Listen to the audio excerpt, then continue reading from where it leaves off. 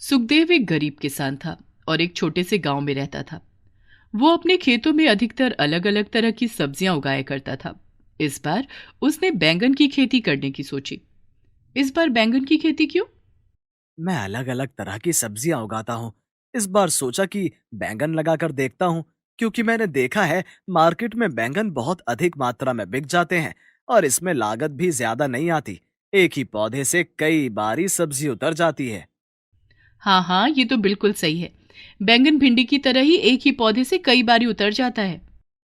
सुखदेव अपने खेतों की देखभाल खुद ही करता था और जब उसकी बैंगन की फसल तैयार हुई तो वो देखता है कि उसके खेत में छोटे बड़े लंबे मोटे गोल हर तरह के बैंगन थे।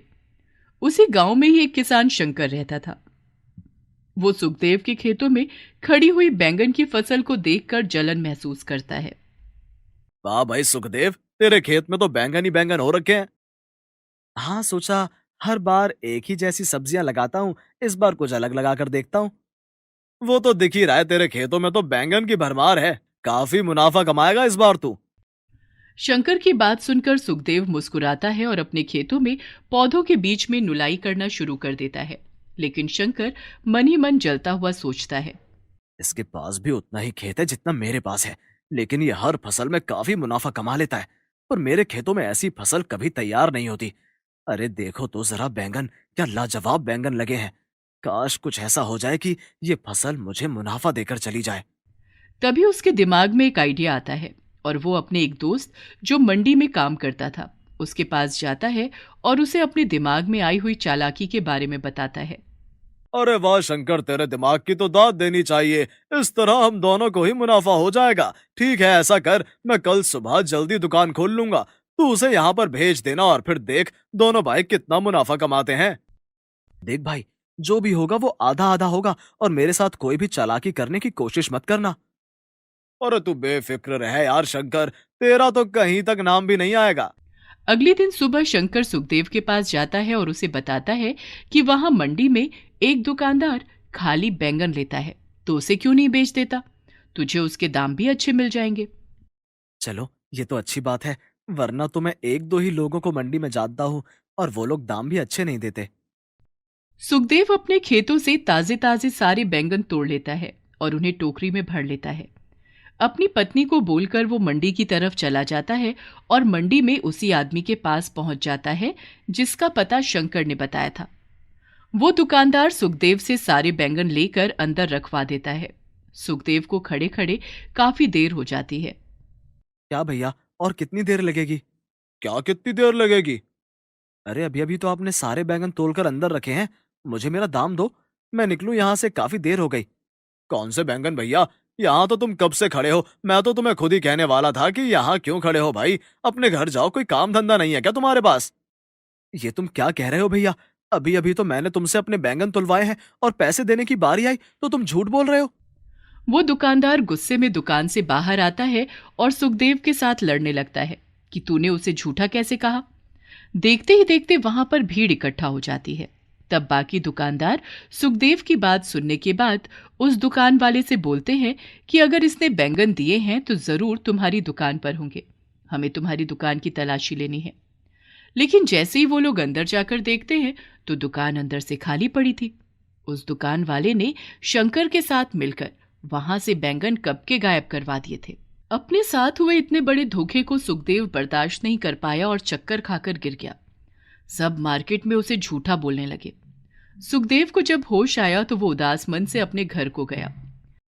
हे भगवान, ये आपकी क्या हालत हो रखी है? सुबह के निकले हुए आप अब आ रहे हो। सब ठीक तो है ना? तुम्हारी तबीयत तो ठीक है ना? हम लुट गए, बर्बाद हो गए। उस दुकान वाले ने मेरे साथ धोखा किया, मेरे सारे बैंगन रख लिए और मुझे पैसे भी नहीं दिए। ये आप क्या कह रहे हो? आपने अंदर तलाशी क्यों नहीं ली? अंदर बैंगन नहीं थे। उस आदमी ने वहां से कब बैंगन गायब करवा दिए पता ही नहीं चला। मार्केट में सबको लग रहा था कि मैं झूठ बोल रहा हूँ। इतने भारी नुकसान को सुखदेव बर्दाश्त नहीं कर पाया और वो चारपाई से लग गया। उसकी पत्नी उसे रोज दिलासा देती लेकिन वो था कि उठ नहीं रहा था। खेतों में खड़ी हुई उसकी बाकी की फसल भी शंकर खराब कर देता है। देखो जी, इस तरह बिस्तर पर लेटे रहने से तो आप दिन पर दिन और ज्यादा बीमार हो जाओगे। उठो, अपने खेतों की तरफ चलो। हम लोग दोबारा से बैंगन की खेती करेंगे और इस वाली मंडी में बैंगन नहीं बेचेंगे। क्या करूं, मुझसे तो बिस्तर से खड़ा ही नहीं हुआ जा रहा। मैं अपने खेतों में जाने की सोचता हूं, लेकिन फिर हिम्मत हार जाता हूं। ये कहकर सुखदेव रोने लगता है। उसकी पत्नी उसे दिलासा देती है, लेकिन कोई हल समझ में ना आते हुए एक दिन उसकी पत्नी सुबह सुबह अपने खेतों में जाती है। वो सोचती है शायद उसे ही काम करते हुए देखकर सुखदेव को लगे कि उसे वापस आकर खेतों में काम करना चाहिए। वो वहां पर सूखे हुए सारे पौधों को हटा देती है और फावड़ा लेकर खुदाई करना शुरू कर देती है। अभी उसने थोड़ा सा ही खोदा था कि उसे अपने खेत में एक बैंगन दिखाई देता है। अरे, लगता है ये बैंगन पककर यहीं गिर गया होगा। ये देखकर किसान की पत्नी खुश हो जाती है। जब बहुत देर तक सुखदेव की पत्नी घर नहीं आती तो सुखदेव उसे ढूंढने के लिए खेतों में चला जाता है। वहां अपनी पत्नी को फावड़े से खेतों की खुदाई करते देख वो बोलता है, अरे, तुमने तो आधे से ज्यादा खेत खोद दिया। तुम्हें पता है, मुझे अपने खेतों में एक बैंगन मिला और ये देखो वो पका हुआ बैंगन था। मैंने उसके सारे बीज निकाल लिए। अब हम इन बीजों को थोड़ी थोड़ी दूरी पर लगा देंगे तो हमारी फसल फिर से तैयार हो जाएगी।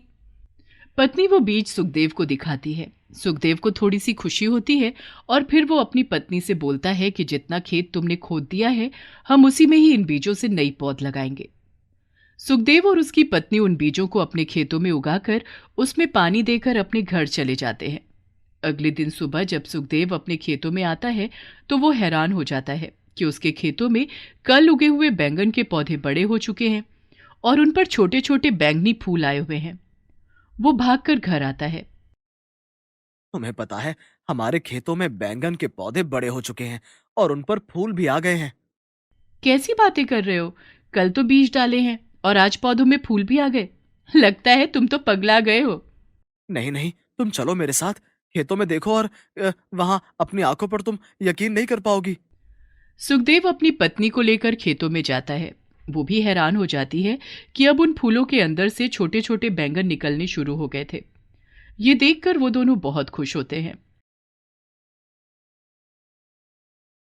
अगले दिन सुबह सुखदेव और उसकी पत्नी जब अपने खेतों में आते हैं तो उनकी हैरानी का ठिकाना ही नहीं था। खेत ताजे ताजे बैंगनों से भरा हुआ था। देखा, ये तो भगवान का चमत्कार हो गया है। ये तो जादुई बैंगन है। अब आलस छोड़ो और जल्दी से बैंगन तोड़ो और मार्केट में बेच कर आओ। दोनों पति पत्नी खुशी खुशी सारे ताजे ताजे बैंगन तोड़कर टोकरियों में भर लेते हैं और सुखदेव उन्हें मार्केट में बेचने के लिए चला जाता है। वो दुकानदार जिसने शंकर के कहने पर सुखदेव को धोखा दिया था, सुखदेव को वापस बैंगनों के साथ देखकर हैरान हो जाता है। सुखदेव बाकी के दुकानदारों को अपने बैंगन बेचकर पैसे लेकर खुशी खुशी अपने घर आ जाता है। उधर जैसे ही शंकर को ये बात पता चलती है, वो सुखदेव के खेतों में जाकर देखता है तो खेतों में बैंगन ही बैंगन थे। वो फिर से उसकी फसल खराब करने की नीयत से जैसे ही उसके खेतों की तरफ पैर करता है, उसे बहुत जोर का करंट लगता है जिससे वो घायल होकर गिर जाता है। तभी खेतों से आवाज आती है कि खबरदार, जो अब आइंदा सुखदेव के खेतों में पैर रखा। वो इधर उधर देखता है लेकिन उसे कोई दिखाई नहीं देता। फिर वो डर के मारे वहां से भाग जाता है। ये लो, पैसे लो। आज हमें अपने बैंगन की सही कीमत मिल गई। मुझे लगता है वो एक जादुई बैंगन था जो उस दिन खेतों में पड़ा हुआ था और उसी के बीज से हमारे सारे बैंगन जादू के बन गए। अब तो बस मुझे कल सुबह का इंतजार है। अगली सुबह सुखदेव अपनी पत्नी के साथ खेतों में जाता है। आज भी कल जितने ही बैंगन खेतों में लगे हुए थे। वो दोनों पति पत्नी जल्दी जल्दी सारे ताजे बैंगन तोड़ लेते हैं और सुखदेव उन्हें मार्केट में बेच आता है। अब सुखदेव को काफी मुनाफा हो रहा था। रोज रोज उसके खेतों से बैंगन की एक पूरी खेप उतर जाती थी। गांव के लोगों के बीच में भी अब तो सुखदेव का खेत कौतूहल बन गया। कोई सुखदेव से अगर बैंगन मांगता तो सुखदेव उसे ऐसे ही दे देता, लेकिन अगर कोई गलत नियत से सुखदेव के खेत में पैर रखने की कोशिश करता तो उसे बहुत जोर का करंट लगता। सुखदेव और उसकी पत्नी बड़े हैरान थे कि उनके बैंगन के खेत रोज वैसे ही रहते हैं जैसे वो पहले दिन थे और रोज खेतों से बहुत सारे बैंगन निकलते। इस तरह जादुई बैंगन की वजह से उन दोनों पति पत्नी की जिंदगी हंसी खुशी बीतने लगी। बिहार के एक छोटे से गांव में मुरली नाम का एक आदमी रहता था। उसके पास एक छोटा सा जमीन का टुकड़ा था जिस पर 5 कटहल के पेड़ खड़े थे। और यही मुरली की आमदनी का जरिया था। उसके परिवार में उसकी पत्नी और उसके माता पिता थे। मुरली की पत्नी राधा भगवान में बहुत आस्था रखती थी। आज कच्चे पक्के काफी सारे कटहल पेड़ से उतर गए। आज दूसरे गांव जाकर कटहल बेचूंगा। यही समय होता है जब ज्यादातर लोग कटहल का अचार या चिप्स बनाते हैं। अरे हाँ राधा, चिप्स से याद आया, तुम भी तो बनाओ ना। ठीक है, आज के कटहल तो तुम बेच कर आ जाओ, लेकिन जो कल लेकर आओगे उसमें 2 कटहल घर के लिए भी लेकर आना। हाँ, बहुत ज्यादा से बना लेना, तू बनाती भी बहुत अच्छे है। जी माँ जी। मुरली सारे कटहल ठेले पर लगा लेता है और फिर उन्हें बेचने के लिए दूसरे गांव निकल जाता है। मुरली के पड़ोस में ही उसका मित्र अशोक रहता था।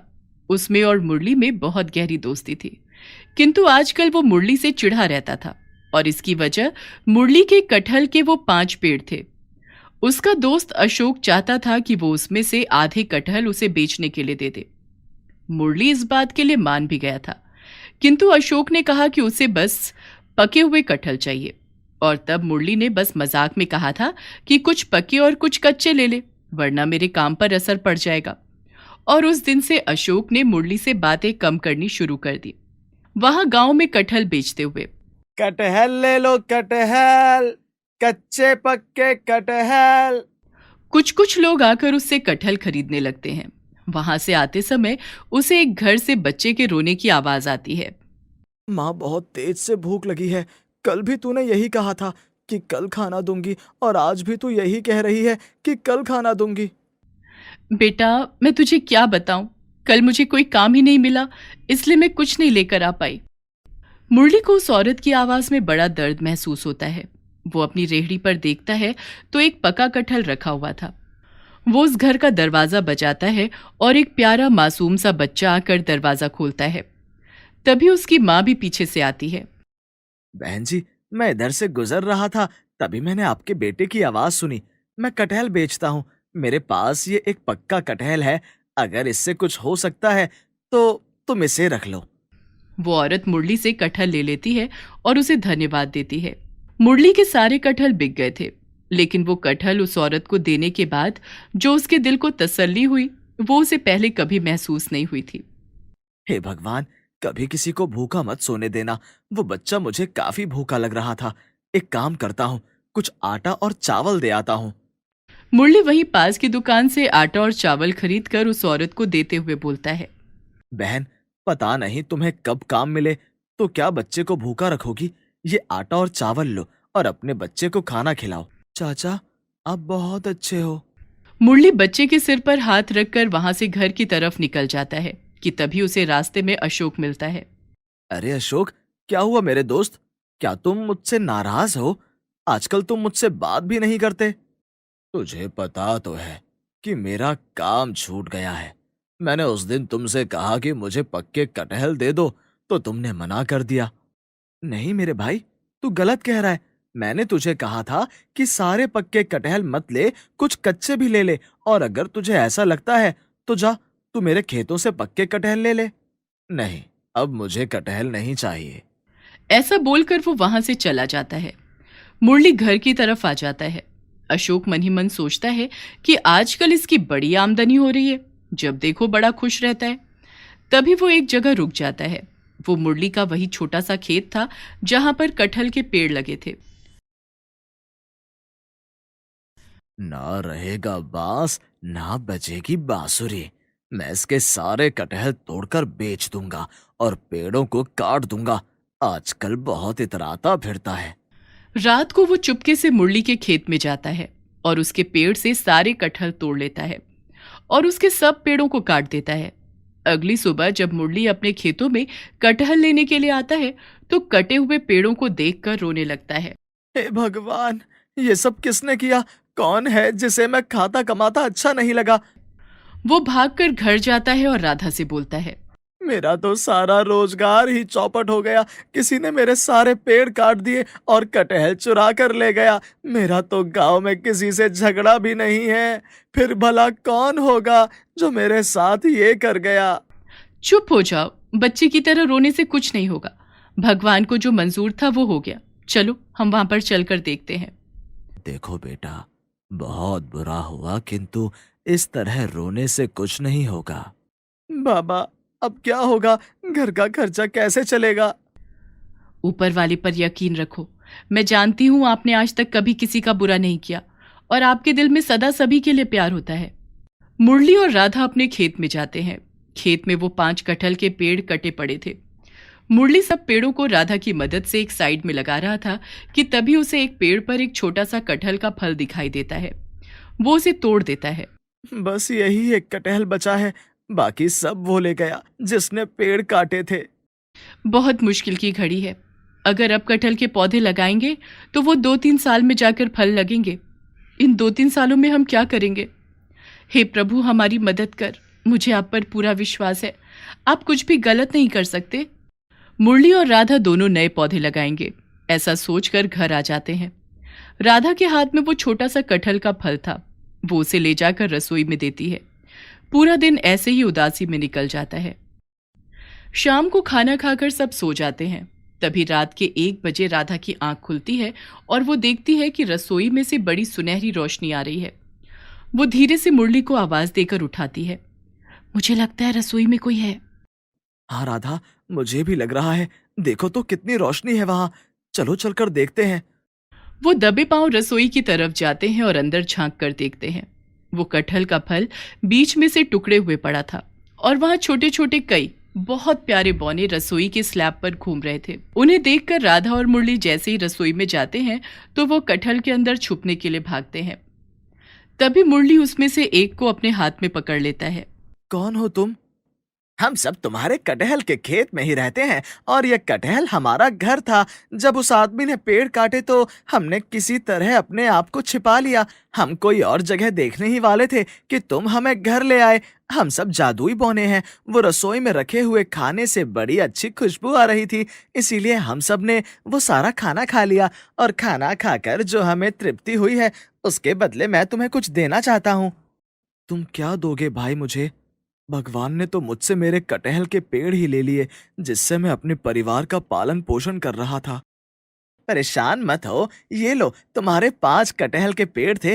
ये बीज और इसे जाकर अपने खेत में उगा दो। ये जादुई कटहल के बीज हैं।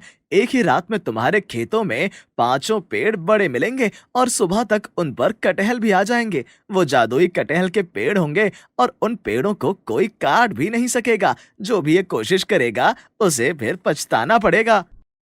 मैंने कहा था ना कि भगवान हमारे साथ कुछ भी गलत नहीं होने देंगे। बहन, तुम बहुत ही स्वादिष्ट खाना बनाती हो। बहुत सालों बाद हमने इंसानों के हाथ का खाना खाया है। भगवान तुम दोनों को कभी निराश नहीं होने देगा। और आपसे प्रार्थना है, ये कटहल का फल वापस उस खेत में ही रख दो। हम वहीं रहते हैं और हमें वहीं अच्छा लगता। सारे बौने कटहल के अंदर चले जाते हैं और कटहल खुद ब खुद बंद हो जाता है।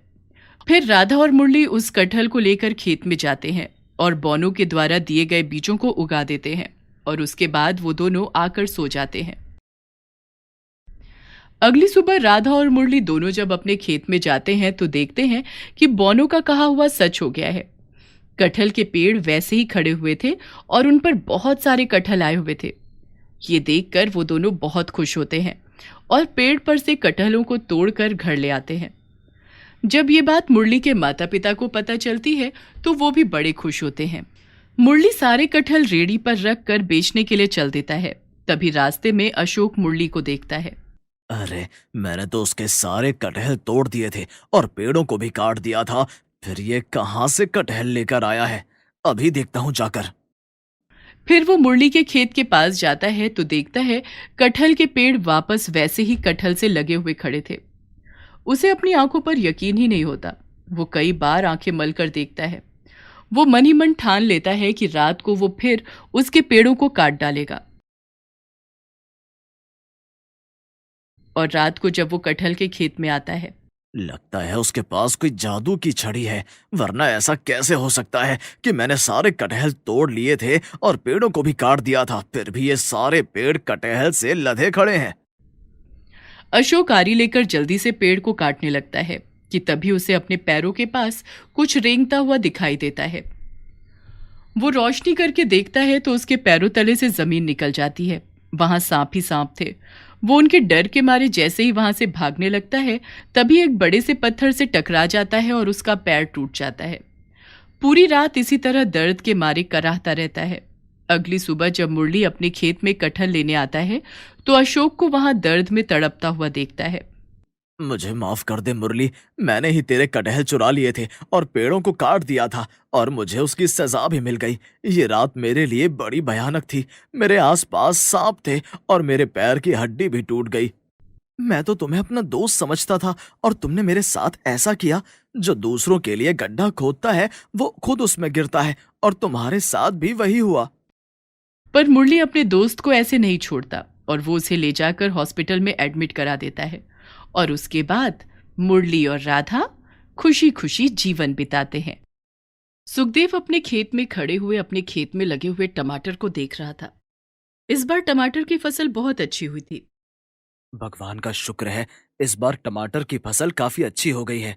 ये लाल लाल रसीले टमाटर, कल सुबह मैं ताजे ताजे सारे टमाटर तोड़कर मंडी में बेच कर आऊंगा। आते समय याद से माँ की दवाइयाँ और माधुरी के लिए साड़ी जरूर लाऊंगा। जिस तरह हर किसान अपनी फसल को देखने के बाद अपने खर्चों को भी सोचने लगता है, उसी प्रकार सुखदेव के घर में उसकी माँ और उसकी पत्नी थी। माधुरी बहुत ही समझदार और घरेलू सुलझी हुई औरत थी। सुखदेव अपनी फसल की एवज में मिले हुए जो भी रुपए माधुरी को देता, वो उसी में ही घर चलाने की पूरी कोशिश करती।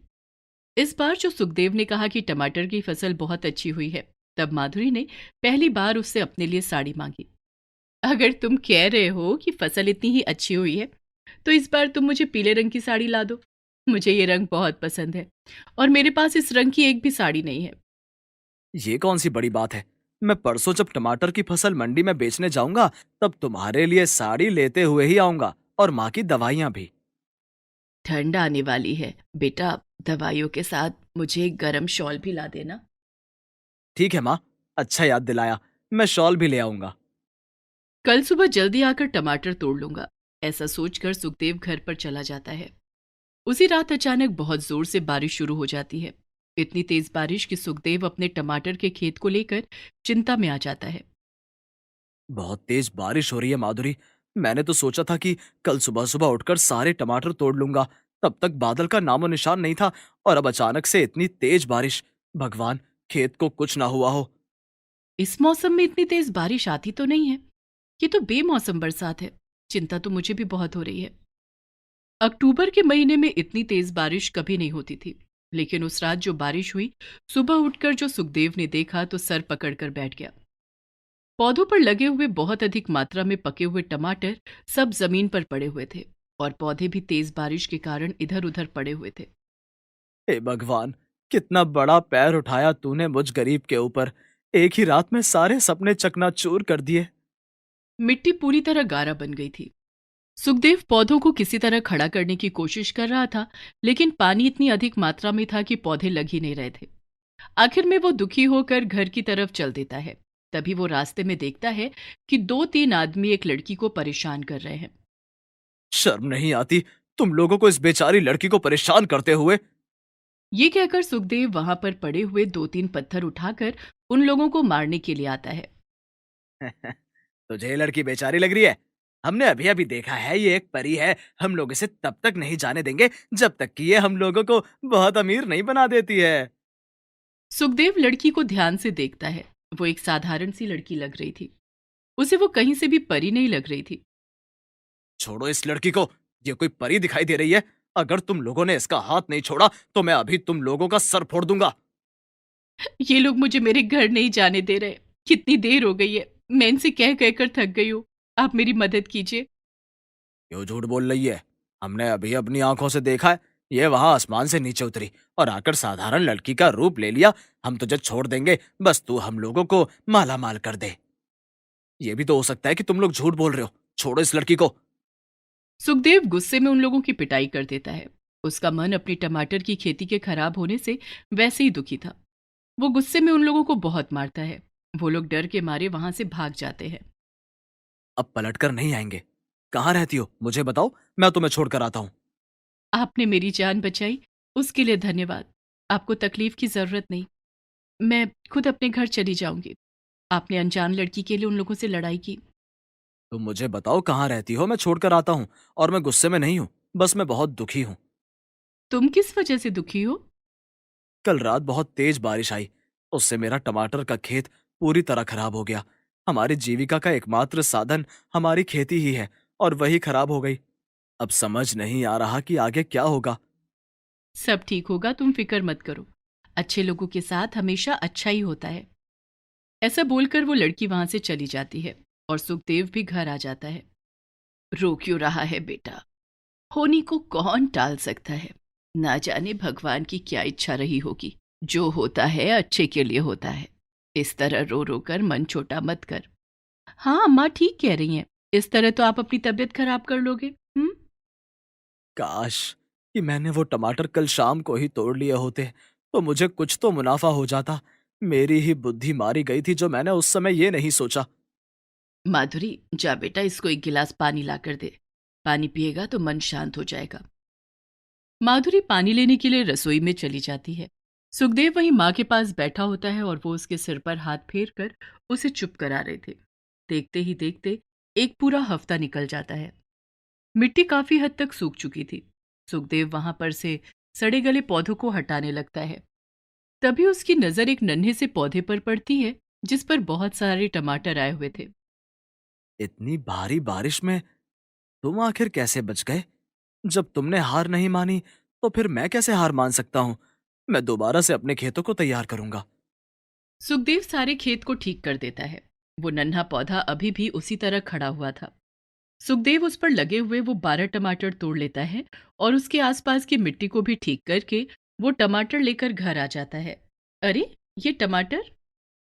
हाँ, सारा खेत खराब हो गया, और उसी में ही एक नन्हा सा पौधा खड़ा हुआ था जिस पर ये टमाटर लगे हुए थे।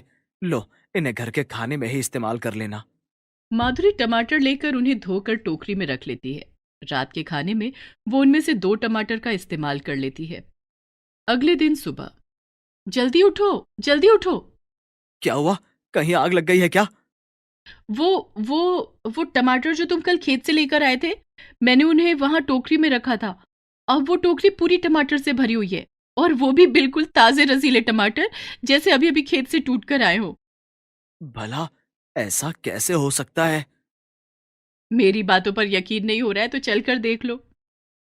सुखदेव फटाफट खड़ा होता है और रसोई में जाकर देखता है तो टोकरी पूरी तरह लाल रसीले टमाटरों से भरी हुई थी। वो 2-3 बार अपनी आंखें मलमल कर टमाटर को देखता है। हाथों में लेने के बाद में देखता है कि टमाटर एकदम ताजा और रसीले हैं। ये कैसा चमत्कार है माधुरी?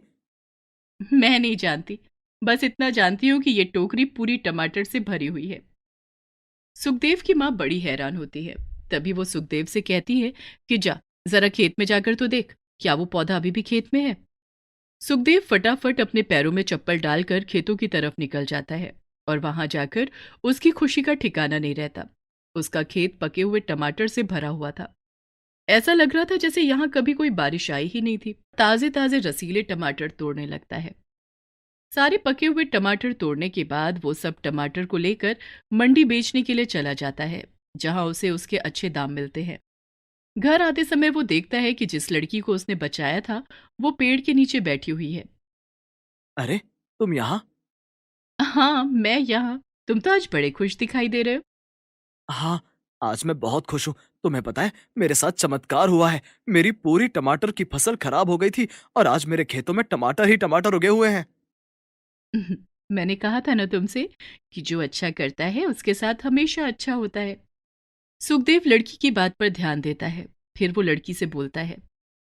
मुझे नहीं पता कि तुम कौन हो, कहाँ से आई हो, और तुम लड़की हो या परी हो, लेकिन मैं इतना जानता हूँ कि तुम मेरे लिए बहुत भाग्यशाली हो। ये साड़ी मैं अपनी पत्नी के लिए लेकर आया था, लेकिन इसे तुम रख लो। ये तो बहुत सुंदर है। क्या तुम्हारी पत्नी को बुरा नहीं लगेगा? नहीं नहीं, कभी नहीं। माधुरी तो बहुत अच्छे दिल की औरत है।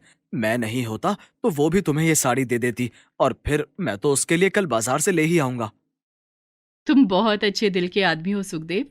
अब मैं अपने बाबा को जाकर गर्व के साथ बता सकती हूँ कि धरती पर सब लोग बुरे नहीं होते, कुछ लोग बहुत अच्छे भी होते हैं।